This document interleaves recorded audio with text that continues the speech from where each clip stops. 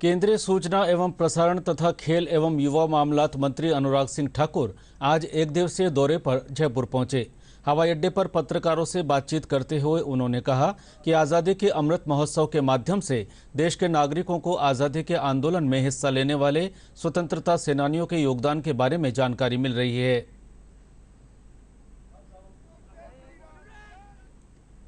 जब आज़ादी का आंदोलन चला तब तो हम में से अधिकतर लोग वहाँ पर नहीं थे, लेकिन जिन लोगों ने हमारे लिए बलिदान दिया देश की आज़ादी के लिए, आज समय आया है वापस देखने का कि यहाँ से 75 वर्ष पूरा करने के बाद अगले 25 वर्ष में हमें भारत को किस दिशा में लेकर जाना है। हर व्यक्ति की भागीदारी हो और जन भागीदारी से जन आंदोलन बने। जिन क्षेत्रों में रिफॉर्म्स की आवश्यकता है, सुधार की ज़रूरत है, वहाँ पर वो भी हो। जहाँ पर कुछ उपलब्धियाँ हासिल की, वहाँ से आगे बढ़ने की बात है, वो भी हो। एक उदाहरण देना चाहूँगा स्वच्छता अभियान का। युवा कार्यक्रम और खेल विभाग ने आज़ादी के अमृत महोत्सव पर 1 अक्टूबर से 31 अक्टूबर तक का स्वच्छता अभियान रखा।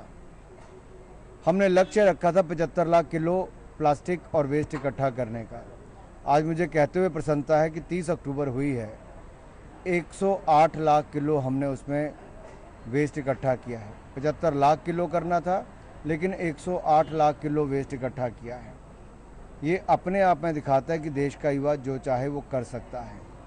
एक लक्ष्य रखना है, एक टारगेट हो, टाइमलाइन तय हो और उसको अचीव करने के लिए फिर लगातार प्रयास हो। और आज़ादी के अमृत महोत्सव पर हम भारत को स्वच्छ और सुंदर बनाएं, ऐसा हम सबका प्रयास रहे।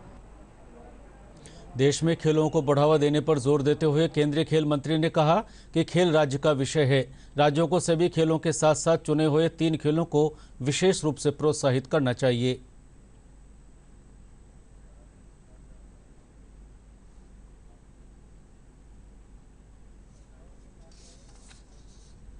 मीटिंग देश भर के खेल मंत्रियों के साथ की थी कि हर राज्य ये सुनिश्चित करे कि उसको किन 3 खेलों के ऊपर प्रायोरिटी करनी है।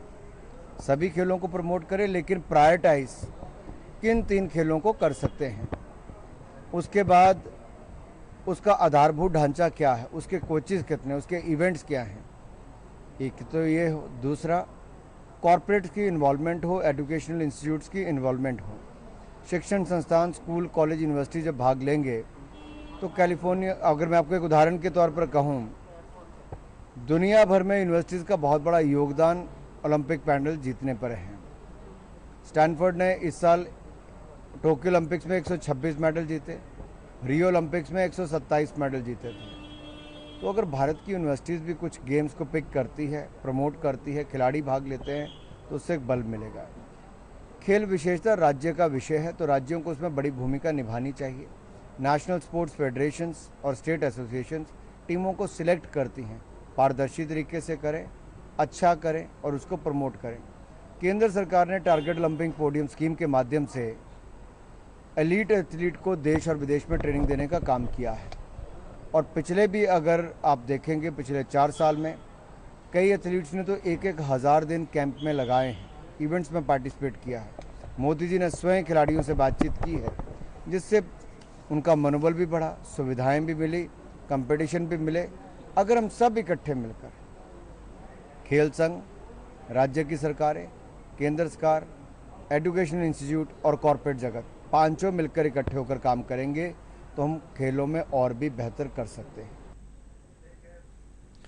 मुख्यमंत्री अशोक गहलोत के प्रदेश सरकार गिराने के बयान की निंदा करते हुए केंद्रीय सूचना एवं प्रसारण तथा खेल एवं युवा मामलात मंत्री अनुराग सिंह ठाकुर ने कहा कि देश के गृह मंत्री के पास बहुत काम है। उन्होंने कहा कि मुख्यमंत्री केंद्र पर आरोप लगाने के बजाय राज्य में अपने कार्यों पर ध्यान दे।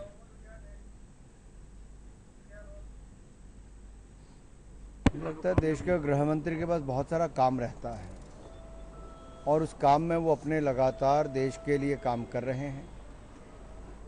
ये जो मन का भय है, अपने साथियों को साथ ना रख पाना, इसका इनको अपनी पार्टी के अंदर विचार करना चाहिए। जो पार्टी अपना अध्यक्ष कई वर्षों तक ना चुन पाए, उसके अंदर निर्णय करने की क्षमता ही खत्म हो जाती है।